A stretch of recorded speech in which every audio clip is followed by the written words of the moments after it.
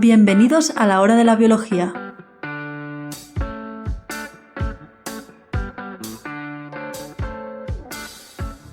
Buenas, bienvenidos al nuevo podcast La hora de la biología. En este podcast trataremos de comunicar de manera amena resultados científicos del campo de la biología. Pretendemos divulgar los últimos avances de la biología, pero también trataremos temas con cierta antigüedad siempre que nos parezcan interesantes. En un principio se trata de un podcast semanal, donde unos cuantos jóvenes investigadores nos reuniremos para comentar diferentes publicaciones científicas. Hoy os damos la bienvenida al quinto capítulo de La hora de la biología. En este capítulo participan Oriol Ruiz, bioquímico y con un máster en investigación translacional y medicina personalizada, que nos hablará de la seda de gusano y sus diferentes aplicaciones para la biomedicina. Después, Noemí Caballero, biotecnóloga y con un máster en biología molecular, celular y genética, nos hablará de cicatrización en médula espinal. También participamos Pablo Monfort, bioquímico y bioinformático, y yo misma, Lena Guerrero, bioquímica y bióloga molecular.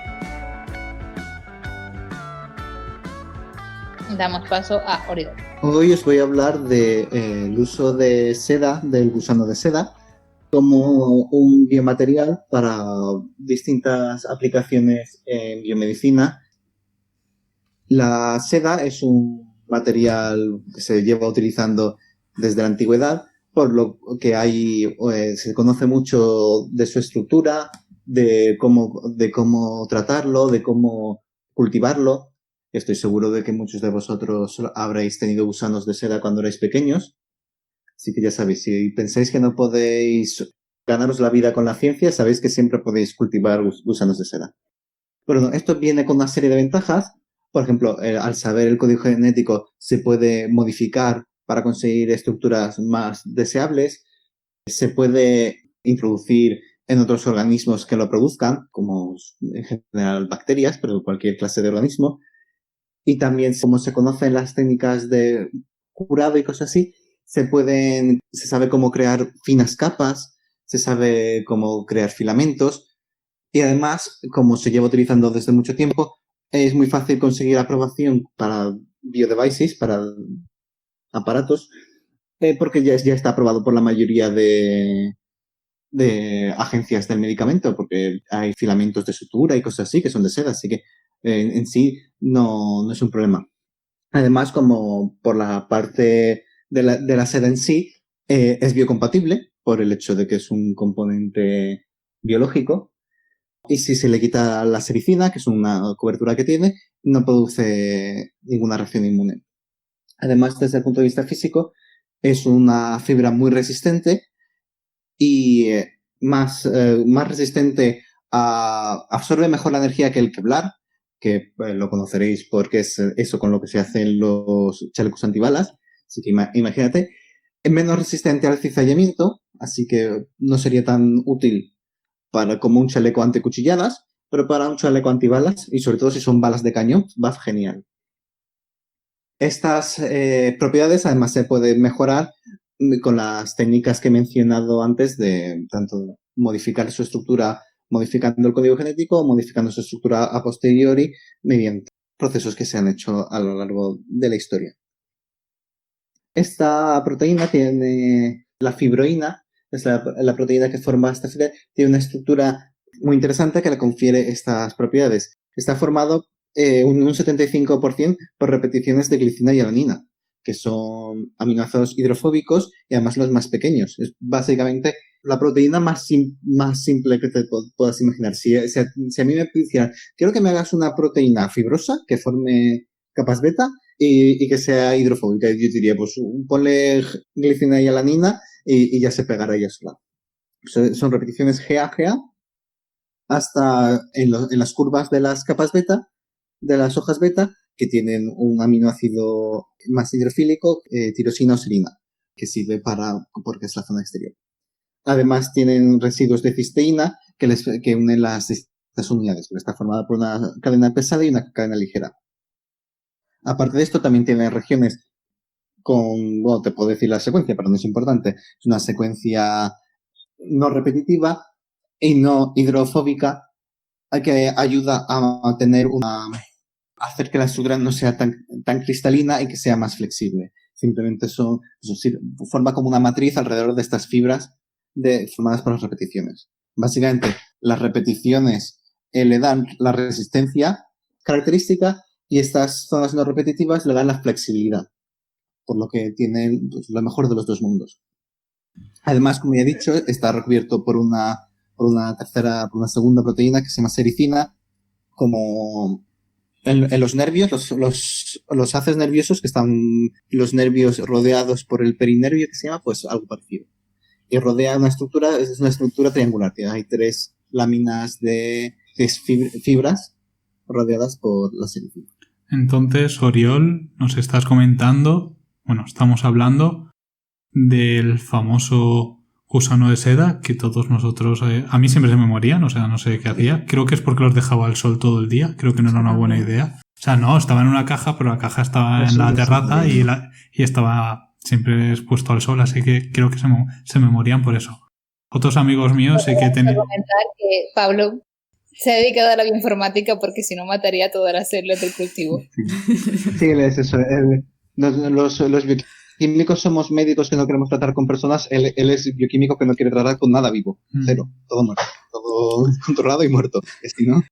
Puede ser que mi incapacidad en el laboratorio haya favorecido que me haya decantado por la bioinformática. Pero bueno, las PCR las controlo.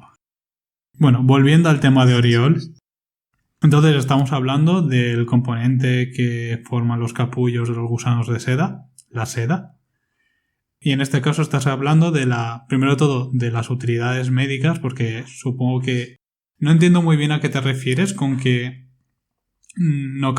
porque como viene de un ser vivo no causa rechazo a la hora de hacer implantes y cosas por el estilo. Supongo que sí que tendrá algunos antígenos que podría llegar a ser reconocidos por el sistema inmune y entonces causa una respuesta inmunitaria. No, sí, como he dicho, la sericina sí que causa respuesta inmune, pero al quitarle la sericina solamente con la fibroína no causa respuesta inmune, o una respuesta inmune muy pequeña. Lo que he dicho que era por ser de origen biológico es lo de que era biocompatible, no es tóxico para los seres vivos porque viene de un ser vivo. Supongo que son que podría ser tóxico, pero que en general las cosas que vienen de un ser vivo así no son tan tóxicas y además que no viene de una planta, de una bacteria, viene de un gusano, que es parecido a ti, sobre todo a ti, Pablo.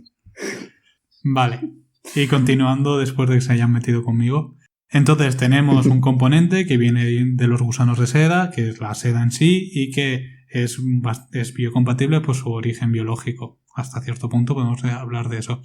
Y luego dices que tiene unas cualidades extraordinarias, como puede ser respecto a la flexibilidad y a la dureza, aunque creo que al final has dicho dureza no, que viene dado por su composición. Has dicho que se trata de fibras hidrofóbicas, principalmente formado con los 2 aminoácidos más hidrofóbicos que hay. Bueno, más hidrofóbicos, no sé, la glicina y la alanina, que son los dos. Si no me equivoco, uno no tiene nada y el otro solamente tiene un metil como radical. Sí, son los 2 aminoácidos más pequeños que también le viene bien. Por eso he dicho que era lo más simple. Porque es eso. A mí si me mandan de deberes que haga una proteína así, te pongo una secuencia de glicina. Glicina sola no, porque la glicina sola es rara. Como no tiene nada, se dobla mucho. Pero una secuencia de glicina y alanina o solo alanina y si cuela. Sí, estamos hablando de aminoácidos, son los componentes de las proteínas, que al final, como el propio nombre dice, es un grupo amino con un grupo ácido, carboxílico. Y una cadena lateral, R, que ahí es donde cambian las propiedades de los aminoácidos dependiendo de qué cadena tengan. Bueno, los seres vivos más o menos están formados por 20 aminoácidos, más o menos. Por ahí andará el número. Sí. Y como... Canónicos y luego modificaciones raras. Y la principal ventaja de los aminoácidos que los han hecho los principales componentes de las enzimas, de las proteínas, de al final lo que va a tener una función catalítica en la célula, es este radical. Como puede ser cualquier radical que esto ocurra, puedes ponerle al final cadenas, grupos reactivos del oxígeno, puedes meterle nitrógenos, al final hay algunos que derivan del ácido benzoico y tienen entonces capacidades muy hidrofóbicas.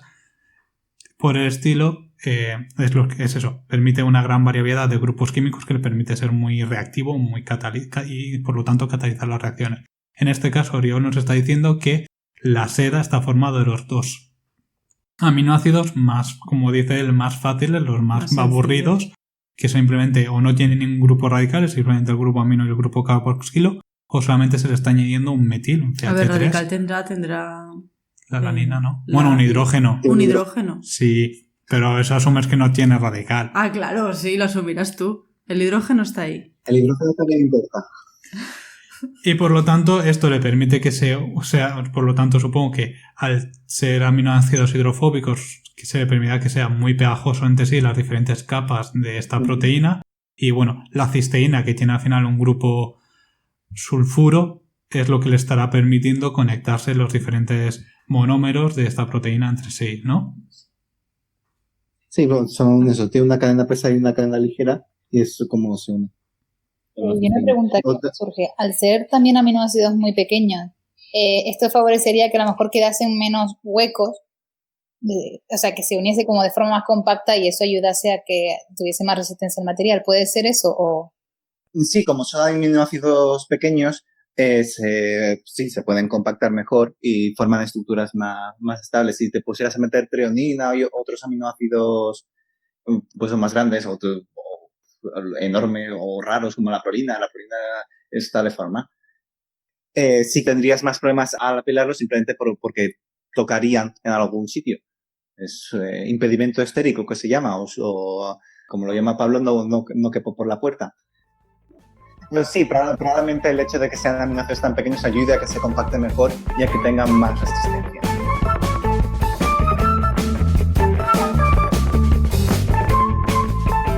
Y ahora lo que quería preguntarte, ¿qué función biológica tiene la seda en el propio gusano de seda? Supongo que no sé si tiene alguna más aparte de realizar el capullo donde va a desarrollarse y va a realizar la metamorfosis. ¿Y qué funciones biológicas, o sea, qué funciones nos dan o aporta la seda para los dispositivos biológicos que estás comentando o para cualquier, o sea, qué uso médico, biológico, sanitario podemos darle a la seda? Sí, exacto, eso lo comentaré más adelante. En el Von Mix Mori, en el gusano de seda, solamente desde eso, tiene función de protección, básicamente. Y bueno, también le sirve, hay veces que se cuelgan de un árbol como dentro del capullo para fijarse al sitio donde están y de protección durante la metamorfosis. Pero esta seda es la misma que bueno, no sé si todas las arañas, pero muchas arañas también tienen esta seda de fibroína. La estructura no es exactamente idéntica, pero es parecida. Porque dependiendo del gen, pues es más larga, más corta, más larga una cadena u otra y cambian las propiedades. Y pues las arañas, sabéis para qué utilizan su seda. Lo utilizan para depredación, para tender trampas y capturar alimento. Y también a veces como protección. Hay arañas que forman una tapa para ocultarse. Y bueno, luego están las arañas esas que forman una telaraña alrededor de la cabeza para respirar bajo el agua y cosas así. Pero eso ya es más raro.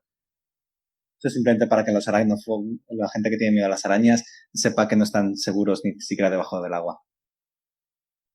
También hay unas que utilizan como paracaídas para volar con su telaraña, así que tampoco están seguros en el aire. Da igual donde estés, siempre puede haber una araña a tu lado. Pero sí, y ahora luego comentaré lo de las explicaciones.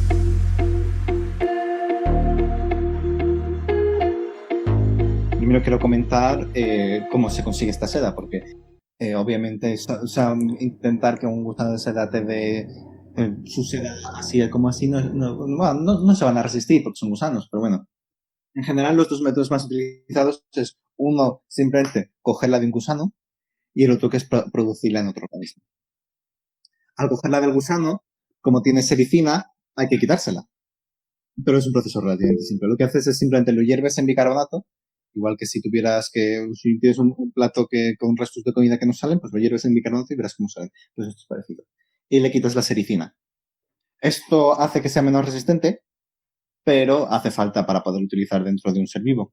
Al hacer eso, para transportarla en general se hace deshidratada para que ocupe menos. Luego al rehidratarla tiene un proceso también complicado, pero eso ya sigues las instrucciones del fabricante y ya está, es con bromuro de litio y cosas así. La otra técnica es eso, utilizando en general Escherichia coli, porque es lo que utiliza todo el mundo, pero que cualquier célula que tengas en cultivo puedes introducirle el gen por transfección o el método que tú quieras y que te produzca esta proteína. Lo bueno de esto es que no produce sericina, porque no le has puesto el gen de la sericina, y además puedes manipular el gen para decirle, quiero que sea así de largo, así de corto, como he mencionado antes, que la longitud de las cadenas alteraba las propiedades físicas. Y además muchas veces lo que se hace es añadirle segmentos de la elastina para darle más elasticidad a ese segmento. Y luego también se le añade una cola de histidina porque eso permite luego purificarla, porque la histidina se pega muy bien al níquel. Así que le haces una cromatografía con perlas con níquel y te quedas toda la proteína que tú quieres. Luego, bueno, una vez tienes esta seda, se puede crear filamentos o crear placas, láminas. En las láminas, por ejemplo, se utilizan nanolitografía, que es como la prensa de la prensa del periódico y todo eso, clásico, que imprimes una hoja con un molde y todo eso, pues parecido. Es una prensa que presiona la lámina de seda y puedes crear cualquier dibujo sobre ella. Esto se ha utilizado, por ejemplo, para crear nanocircuitos en un material biodegradable. Puedes crear nanocircuitos que luego se degraden y dejen de funcionar. También se puede hacer en lugar de con una prensa con un rayo láser, que lo que haces es fundes una parte minúscula de la proteína, de la seda, y la lavas y dejas las marcas que tú quieres.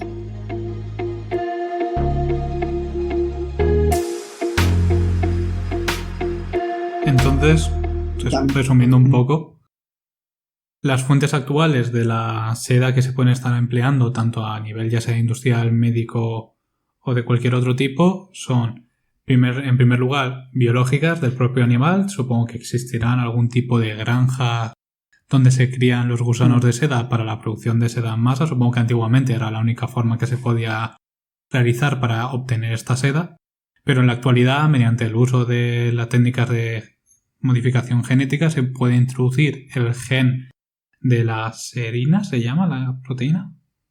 Fibroína. Te estás confundiendo con la sericina. La sericina es la que no quieres la fibroína. Vale, el gen de la fibroína.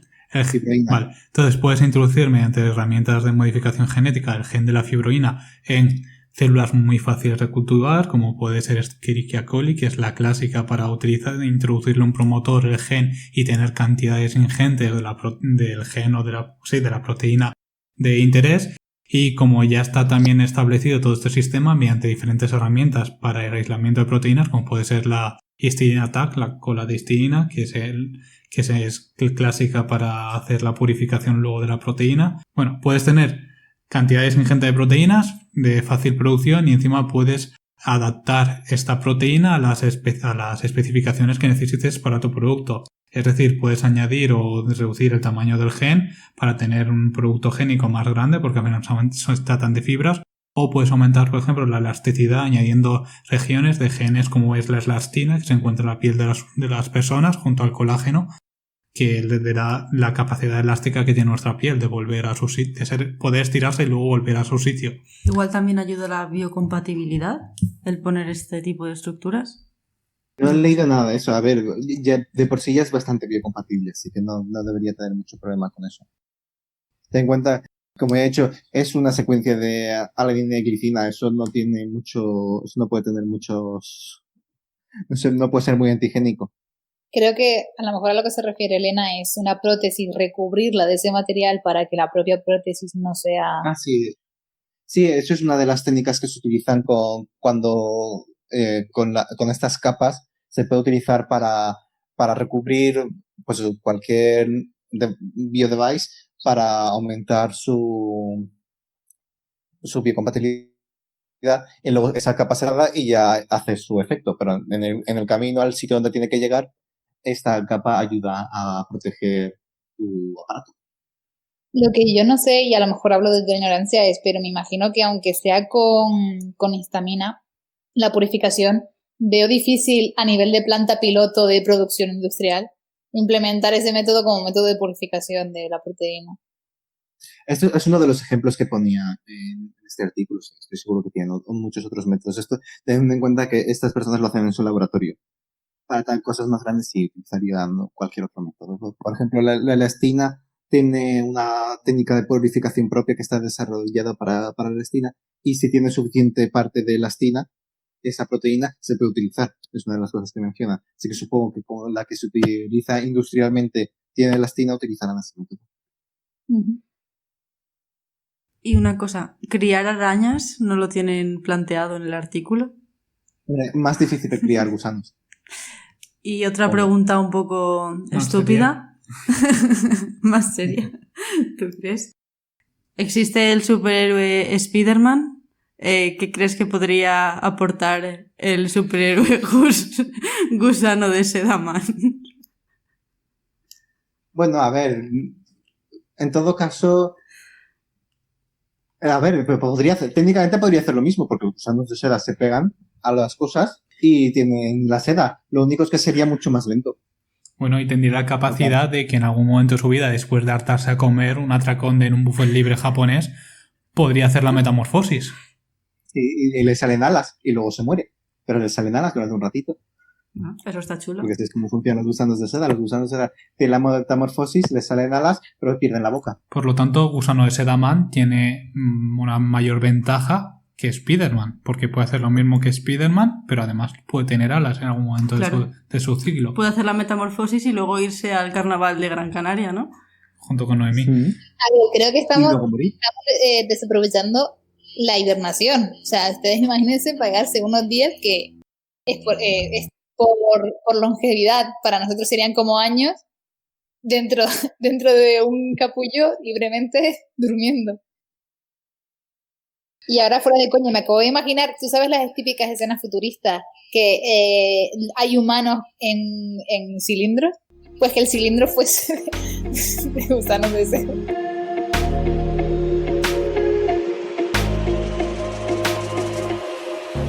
Aparte de estas membranas, también se pueden hacer membranas porosas mediante electrospinning, que es una técnica que básicamente consiste en como utilizas o una solución ya cargada, que en nuestro caso la fibroína tiene cierta carga negativa, así que ya está hecho, o simplemente le das tú la carga eléctrica y lo haces pasar por un tubito estirándolo con la carga eléctrica. Al pasar por el aire se pone a dar vueltas y se hace una membrana de un filamento puesto al azar. Y así tienes una membrana con poros al azar. Muy interesante el electrospinning. Y también una cosa que se está intentando ahora es crear proteínas, crear un código, un gen de la fibroína con las modificaciones que haga falta, que sea capaz de autoensamblarse en la estructura que tú quieres. No en cualquier estructura compleja, pero por ejemplo, quiero tener una membrana fina, pues creo un gen que me dé una proteína que ya automáticamente se ensamble en una membrana. Pero por lo que mencionan, ha tenido un poco de éxito para crear filamentos, para tener una estructura que siempre sea un filamento, que no se hagan bolas, pero para crear membranas, o sea, sí. Y para crear filamentos, básicamente lo que han hecho ha sido, como el gusano de seda hace filamentos, miro a ver lo que hace el gusano de seda y luego yo también. Que con cambios de pH y cosas así se consiguen esos filamentos muy, muy finitos. Otra técnica, que ya la conoceréis, espero, si me habéis escuchado otras veces, que es la impresión 3D. Con esto se puede conseguir la estructura que tú quieras. Somos capaces de producir estas cantidades de seda y luego vas a necesitar estructuras específicas dependiendo qué funcionalidad quieras que tenga. Por ejemplo, si lo quieres utilizar como un hilo para coser quirúrgicamente. Sí, bueno, suturas para quirúrgicas. Eso se utiliza el normal. Y entonces lo que No, te da igual la original. Vale, entonces en este caso hay diferentes herramientas para hacer diferentes estructuras. En el caso del hilo, que sería como el más sencillo, has comentado que lo más fácil es observar qué es lo que está haciendo el gusano para reproducirlo in vitro. Y en otro caso, ibas a comentar, supongo que, si no me equivoco, era la impresora 3D de extrusión, que mediante un hilo más o menos viscoso puedes hacer bioimpresión de tejidos in vivo, ¿no? Sí, bueno, esto lo mencionan como impresión 3D sin necesidad de bioimpresión. Se puede utilizar para bioimpresión, pero simplemente si necesitas una estructura la puedes imprimir 3D, que es más fácil que una bioimpresora 3D. No lo tienes que mantener tan limpia y cosas así. Es mucho más fácil de utilizar. Pero sí se puede utilizar con una impresora 3D para desarrollar una biotinta. Pues, en cuanto a aplicaciones, se utiliza mucho en ingeniería de tejidos, por eso, porque es un material que es biocompatible, lo puedes poner y además se degrada si cuando ha ejercido su función, lo puedes eliminar. Puedes hacer scaffolds para mantener una estructura en el sitio, y cuando esa estructura ya se ha fijado, por ejemplo, se utiliza para hueso porque tiene una rigidez parecida a la del hueso. Cuando esta estructura ya se ha recuperado, se elimina él solo y te olvidas de él. Además, como se pueden crear fibras alineadas, se está utilizando para crear nervios, porque obtienes las fibras y puedes hacer que las neuronas recorran esas fibras y para orientarlas en la dirección que tú quieres para regenerar nervios. Se ha utilizado para regenerar nervio periférico. Además, su capacidad como es muy transparente, también se está mirando para utilizar para óptica, aparte de como fibra óptica, porque puedes pasar luz a través, se pueden crear membranas para cubrir heridas o cubrir zonas de estudio que estén cubiertas, pero puedes ver a través. También, como he mencionado antes, se utiliza como recubrimiento para nanopartículas o nanodevices para mejorar su biocompatibilidad. Y también, como puedes hacer fibras finas, se utiliza para hacer microagujas que puedes inyectar bajo la piel o donde sea, pero en general bajo la piel, y va soltando el medicamento que quieras poco a poco. Eso se utiliza a veces lo que se llaman las jeringas osmóticas, pero esto es mucho más pequeño, lo que permite primero concentraciones mucho más pequeñas y además es menos molesto para la persona, animal o a lo que sea lo que se estás inyectando. También, como he dicho, de electrónica se utiliza para poder imprimir circuitos. Se utiliza como la base de esos circuitos por el hecho de que es biodegradable y modificando estos aminoácidos también se ha utilizado como sensor porque puedes crear eso, que tengan en la parte exterior una serie, por ejemplo, de aminoácidos ácidos, pues puedes detectar aminoácidos básicos o lo que desees. De manera que al detectar esos aminoácidos, esa sustancia cambia la estructura y eso es algo que se puede detectar lado a un componente electrónico, como mencionaba antes, o bien cambia por cambios en la absorbancia o en la fluorescencia. Así puedes detectar pues, cantidades muy pequeñas de cualquier cosa, pues, si consigues que se unan a ese aminoácido que has cambiado. También con las membranas de electrospinning que mencionaba antes, se puede hacer filtrado.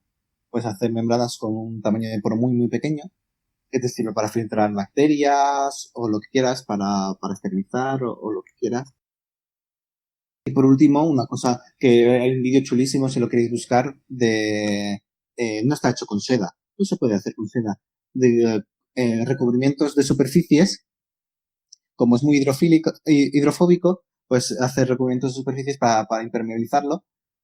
Puedes simplemente, hay vídeos que puedes ver en internet si buscas Flow Motion Hydrophobic Surface, seguro que te sale alguno chulísimo, y puedes ver las gotitas como caen sobre la membrana, sobre la superficie y rebotan como si fueran pelotitas y ni siquiera se quedan. Tienen muchas utilidades la seda.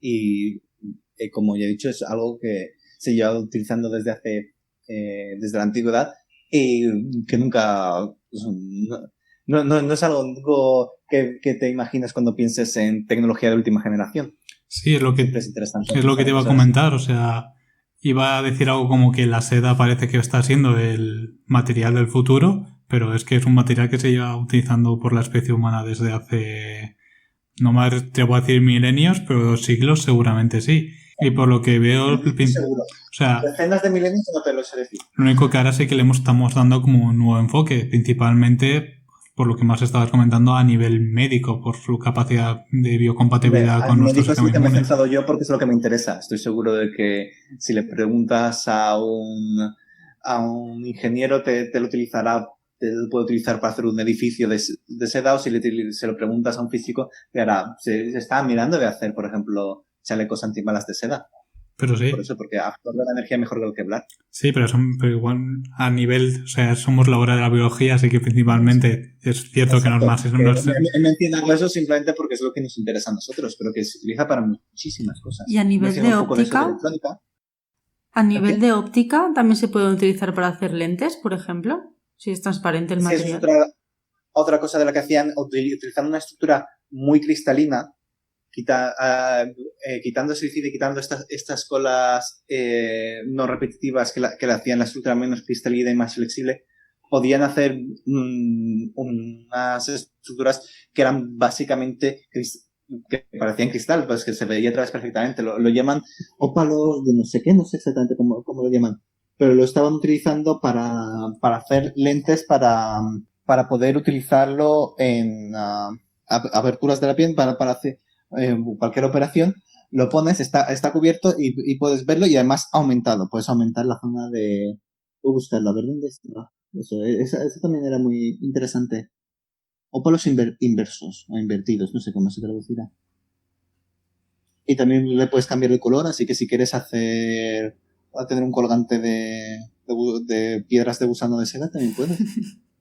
Que no te escuche el Museo Swarovski, que te quita la idea, Oriol. Puedes hacer un colgante con piedras de gusano de seda cogidos con una cuerda de gusano de seda. Ingeniería genética. Hombre, yo tampoco te sabría hacer esto, porque esto es mucha física.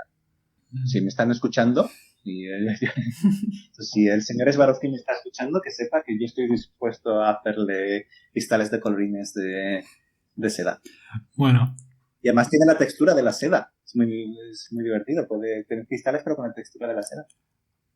Bueno, continuamos. ¿Quién es el siguiente que tiene que presentar? Bueno, ¿hay alguna otra pregunta para el señor Oriol y sus gusanos de seda? Aparte de si la lonja de la seda no se ha planteado criar gusanos de seda. No. Es broma, ¿eh? Sigamos. Mi pregunta era, ¿de los circuitos? O sea, supongo que con el calor la seda... No, la seda es bastante resistente al calor también.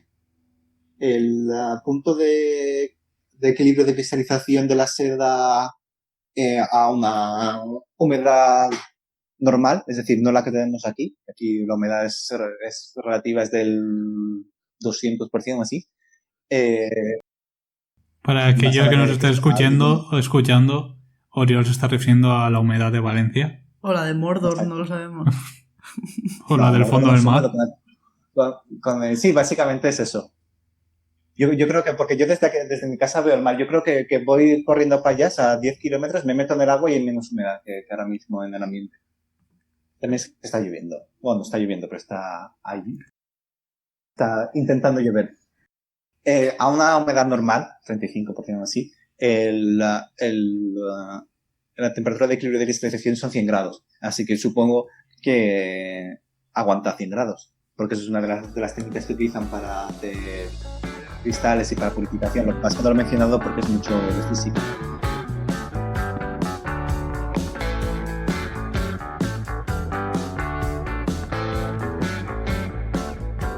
Y ahora Noemí nos hablará de activación de macrófagos en médula espinal.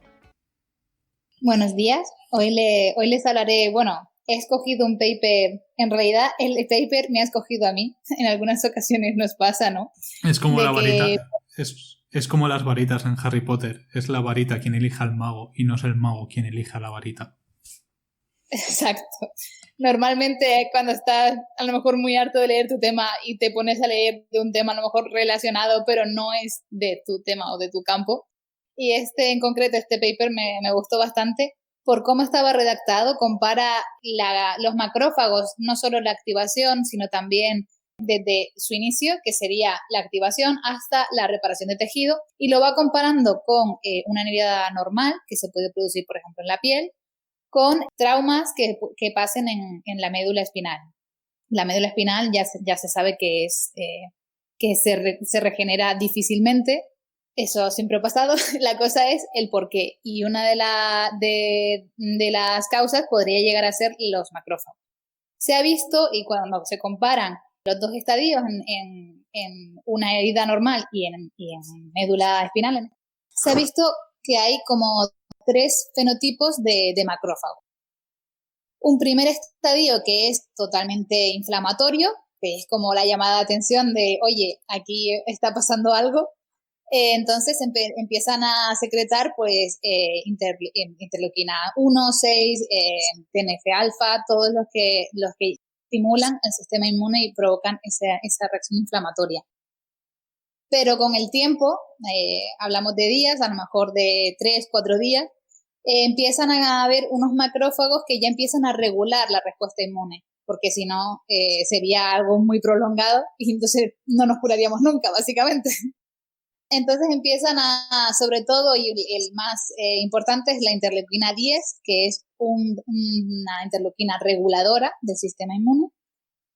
Y después hablan de una interfase en ese segundo fenotipo, que hay como una B y una C. O sea, lo llaman como megacaricitos de fenotipo 2 en este caso, porque ya han pasado a la fase inflamatoria, y los diferencian entre B y C dependiendo de si tienen además factores que ayudan a la recuperación del tejido. Y ya por último la fase 3, que sería la cicatrización, es decir, el tejido que vuelve a la normalidad. Esto ya puede tardar pues de días, meses a años en lo que se recupera el tejido, ¿no? Depende de lo que se haya dañado. Entonces, con respecto al trauma en médula espinal, lo primero que dicen, y que me parece muy interesante, bueno, no es lo primero que dicen, pero es lo primero que me llamó la atención, fue que un modelo in vitro no sería el mejor para estudiar este tipo de cosas, dado que no se observan esos cambios de megacaricitos de inflamatorios a M2, que son los reparadores, bueno, o los regeneradores restabilizadores y regeneradores. Entonces, en in vitro no se observan lo mismo que en in vivo. Por tanto, sí que es un buen modelo, a lo mejor para fases iniciales, pero no sería el ideal si queremos estudiar este efecto, este switch.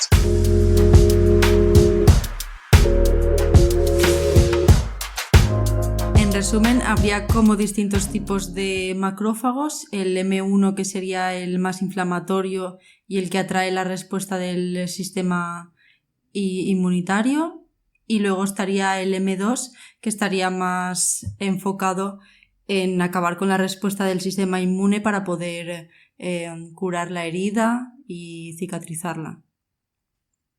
Exacto. Esta sería la típica respuesta inmune para una herida, por ejemplo, para la piel, pero ¿va a cambiar la respuesta dependiendo del tejido donde se haya producido esa lesión?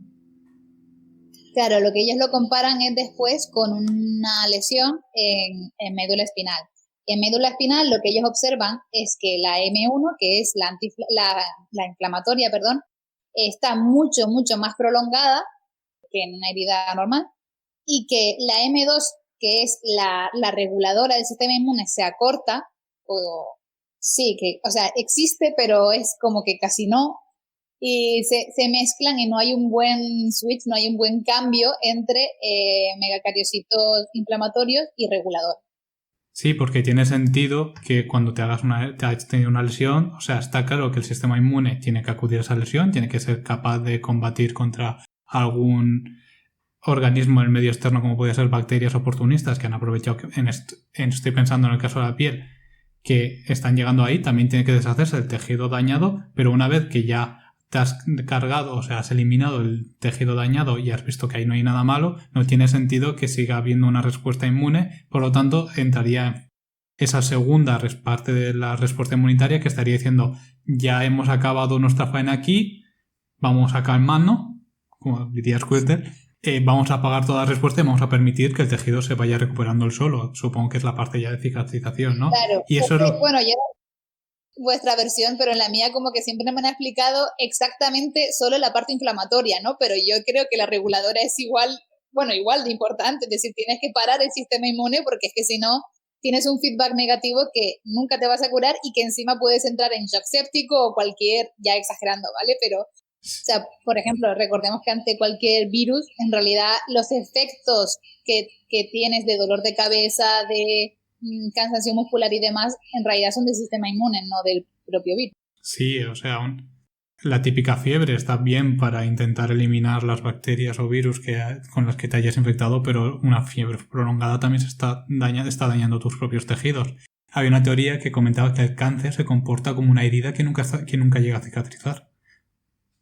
Exactamente, sí, muchas veces también los macrófagos también son importantes en el microambiente cancerígeno, los llamados TAMs, los Tumor Associated Macrophages, y eso también están contribuyendo pues a crear un ambiente inflamatorio, que se formen más vasos sanguíneos, tal, y afectan al desarrollo del tumor.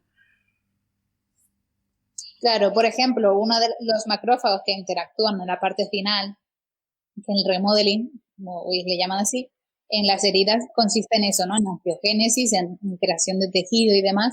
Y yo creo que lo que hace el cáncer es un poco aprovecharse de eso a su favor, que al final es crecer lo más posible.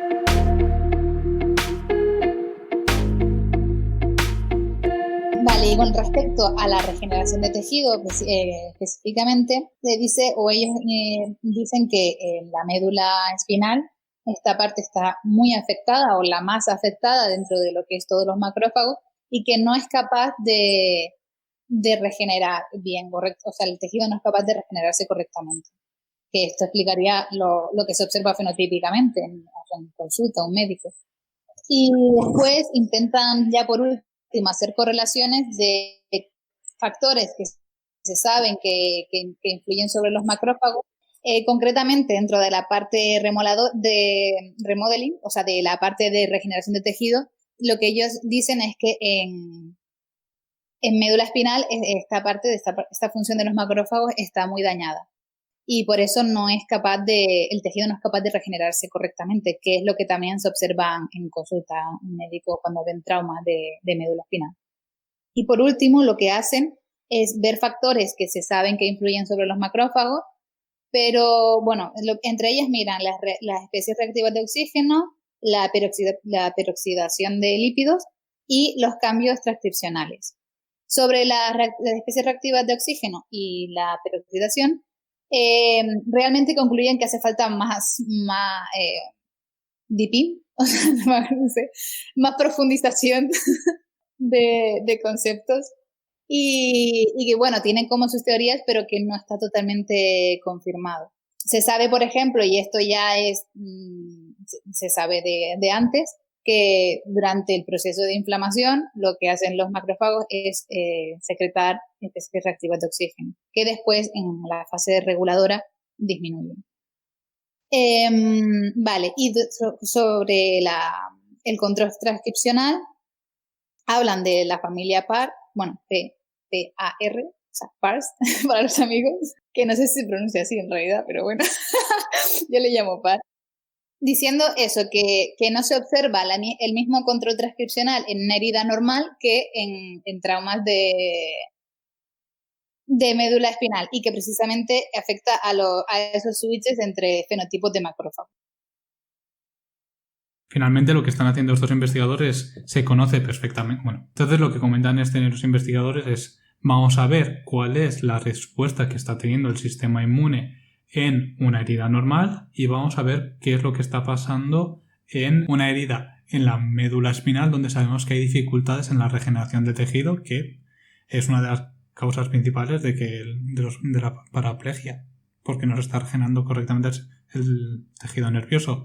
Y vamos a ver de estas diferencias cuáles las que hay y ver si de alguna forma luego nos puede dar ideas en intentar reproducirlas en el tejido, la médula espinal, para favorecer la regeneración.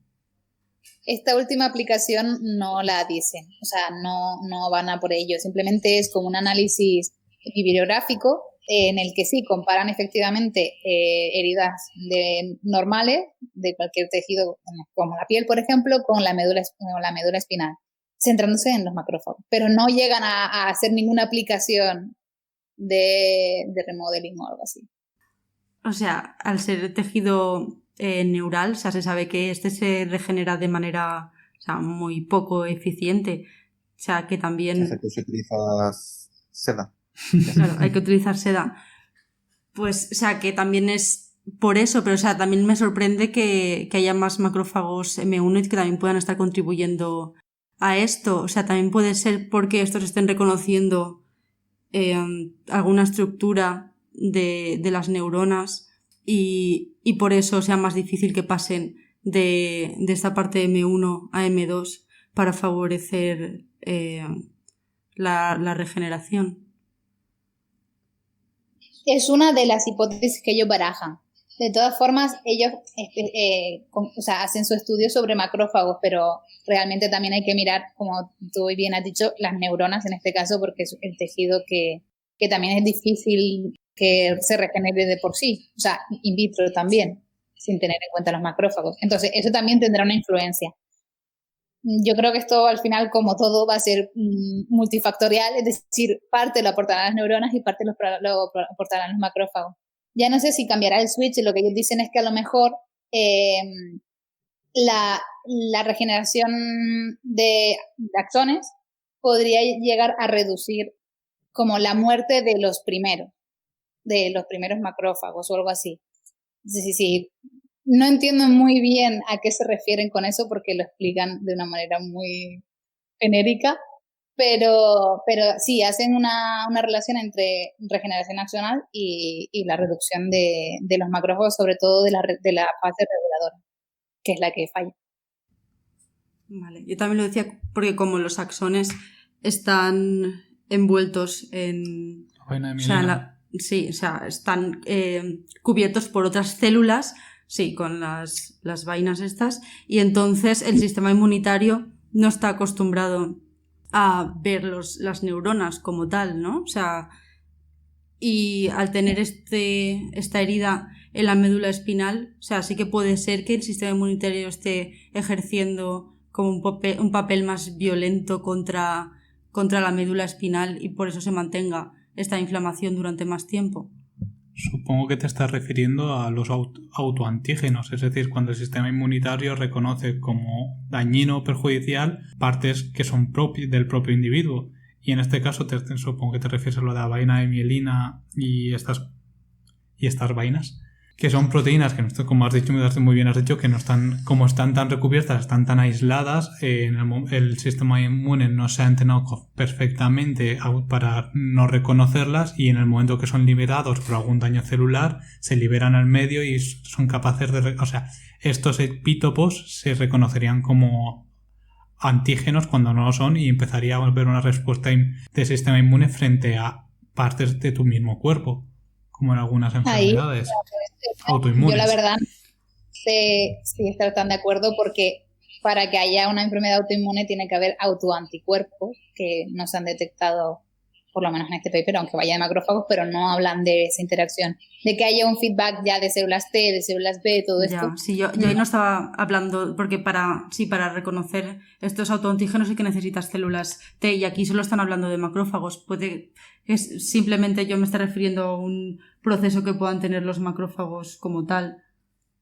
Sí, que sean, de reconocimiento. Por ejemplo, alguna estructura que recuerde a una bacteria o cosas así. Me refería, pero... Yo estaba pensando más en enfermedades como la artritis reumatoide, que si no me equivoco es una de las teorías que se baraja sobre cómo se origina esta enfermedad es por la presencia de autoantígenos que al final están causando que se dañen algunas de las estructuras y al dañarlas se liberan más autoantígenos, por lo tanto es una enfermedad que va a saltos y en cada uno de estos saltos se está incrementando la respuesta inmune, la actividad del sistema inmune, por eso son como cada vez son achaques más grandes, pero sí, o sea, es algo similar, pero no es lo que estás comentando tú.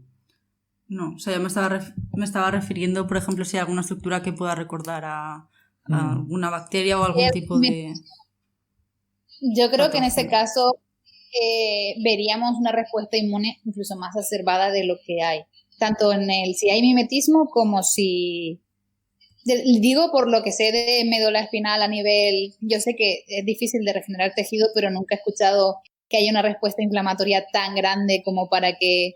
O sea, alguien con parálisis, por ejemplo, no tiene una respuesta inmune tan amplificada como si hubiese a lo mejor un mimetismo o si hubiese una respuesta, una enfermedad crónica del sistema inmune, de autoinmunidad, perdón, bueno, enfermedades autoinmunes. Sí, esto es lo que pasa, no es que sea una respuesta ampliada en intensidad, es ampliada en el tiempo solamente. Es un problema del apagado, no de demasiado encendido. Si fuera una autoinmunidad estarían los dos problemas. De hecho, y bueno, esta es la verdad que fue mi culpa porque se me olvidó comentarlo, la M1, esa población inflamatoria, se observa que el comportamiento es el mismo en heridas normales que en médula espinal. Lo que sí pasa es que en médula espinal está más prolongada en el tiempo. Igual lo que tienen es dificultad para eliminar estos restos de células muertas, o sea, en la herida. Sí, al ser neuronas y tener todas estas las células de Schwann, o sea, con la mielina y todas esas cosas, igual es más complejo para los macrófagos ejercer la respuesta. O sea, se forma como un cuello de botella en el M1 y luego no pueden progresar hacia M2. Sí. Exacto. Una comida muy grasa además, la digestión va fatal. Pobres macrófagos los que tienen que sufrir. Y hasta aquí el capítulo de hoy de la Hora de la Biología. Muchas gracias por escucharnos. Nos despedimos no sin antes decir que puedes suscribirte, es totalmente gratuito, y si tienes alguna duda o sugerencia puedes dejarnos un comentario o si lo prefieres puedes enviarnos un correo electrónico a lahoradelabiología@gmail.com. Os recordamos que el nombre de los artículos comentados los puedes encontrar en la descripción del capítulo.